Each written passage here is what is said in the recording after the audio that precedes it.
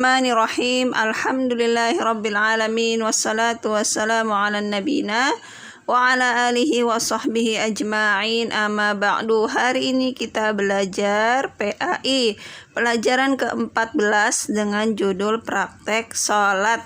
Kita membaca doa, Rabbi zidni ilman warzuqni fahman. Salat fardu hukumnya wajib ya, yang 5 kali dalam sehari. Ibaratnya kalian mandi 5 kali sehari. Kalian kalau mandi kan membersihkan kotoran ya. Setelah mandi bersih tubuh kita, badan kita. Nah, seperti itulah sholat. Kalau kalian sholat, Allah akan menghapus dosa-dosa kalian, menjadi bersih kembali. Siapa yang mau dihapus dosa-dosanya? Ya, sholat ya. Seperti mandi 5 kali sehari, bersih. Nah, kalau kalian mengerjakan sholat, dosa-dosa kalian akan dihapus oleh Allah ya. Apabila azan sudah berkumandang, segeralah berwudu. Lalu pergi kemana? Pergi ke masjid. Betul, pergi ke masjid untuk sholat berjamaah pada awal waktunya. Agar sholat kita diterima oleh Allah, maka haruslah dengan niat yang ikhlas dan mengikuti contoh dari Rasulullah Sallallahu Alaihi Wasallam. Sholat itu ada rukun-rukunnya. Apa ya rukun sholat? Rukun sholat adalah hal-hal yang harus dikerjakan ketika sholat. Apabila tidak dikerjakan, maka sholatnya menjadi tidak sah, tidak diterima oleh Allah ya. Rukun sholat ada 14. Yuk kita simak ya. Yang pertama, berdiri jika mampu dan menghadap kiblat. Jangan lupa matanya melihat tempat sujud ya. Nggak boleh kemana-mana, lirik kanan, kiri, atas. Tidak boleh sholatnya begitu ya. Menghadap ke arah tempat sujud, ke lantai atau sajadah. Jika tidak mampu berdiri, boleh duduk kalau misal dia sakit ya. Atau misalnya tidak bisa duduk, berbaring. Kalau misalnya tidak bisa menggerakkan anggota badan dengan mengisyaratkan mata. Kedua, takbiratul ihram dengan mengangkat kedua tangan kalian sambil mengucapkan Allahu Akbar. Boleh tangannya diletakkan sejajar dengan bahu ya, atau sejajar dengan telinga. Yang ketiga, membaca surat Al-Fatihah ya. Membaca surat Al-Fatihah ya, itu salah satu rukun. Kalau surat pendek tidak termasuk rukun. Jadi kalau kalian misalkan tidak membaca surat pendek dalam sholat, masih sah sholatnya. Tapi kalau kalian tidak membaca surat Al-Fatihah, sholatnya harus diulang lagi karena tidak sah ya. Sekarang perhatikan cara bersedekap. Letakkan tangan kanan di atas tangan kiri ya. Jangan lupa matanya lihat tempat sujud. Selanjutnya, ruku pada setiap rakaat. Cara rukunya perhatikan ya. Dengan meletakkan kedua telapak tangan di kedua lutut, lalu merenggangkan jari-jari dan menjauhkan kedua siku dari lambung ya.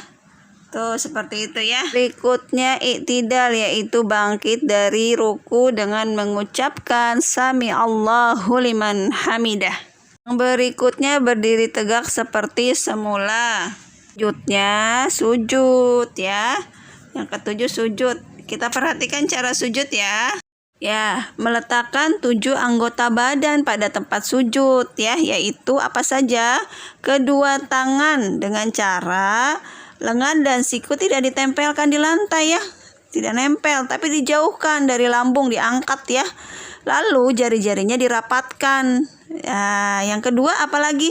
Dahi dan hidungnya ditempelin di lantai. Hidungnya nempel ya, jangan diangkat.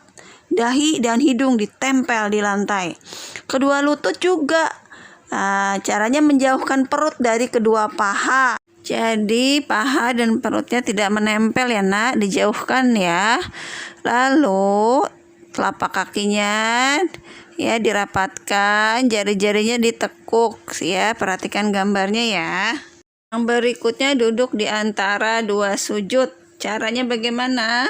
Duduknya iftirash namanya, yaitu meletakkan pantat pada telapak kaki kiri. Kaki kirinya didudukin ya, dan kaki kanan ditegakkan. Ya, ada lagi satu, tumak ninah, bagian dari rukun. Apa sih tumak ninah? Yaitu mengerjakan gerakan dan bacaan sholat dengan tenang, tidak tergesa-gesa, tidak terburu-buru, tidak ngebut, maunya cepat selesai. Tenang ya. Kalau tidak tenang, sholatnya tidak sah ya. Yang berikutnya duduk tahiyat atau tasyahud awal. Sama seperti duduk di antara dua sujud, yaitu duduk iftirash.